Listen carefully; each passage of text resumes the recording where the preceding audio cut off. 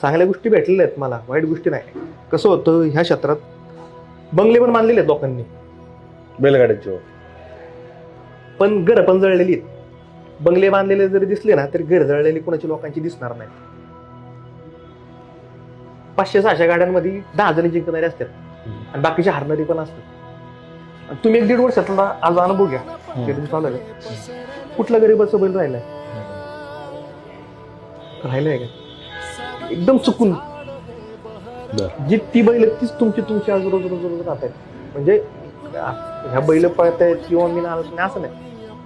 एक साधारण एक उदाहरण घ्या की बाकीच्यांची पण बैलांचं शेवटी त्यांना पण तेवढंच खर्च आहे ना. 1 नंबर जो करतो त्याला पण तेवढंच खर्च आहे, बाकीची येणार तुमचं त्यांना पण तेवढंच खर्च. ठीक आहे, आज काय कोणतरी एक जण जिंकणार कोणतरी हारणार असतो.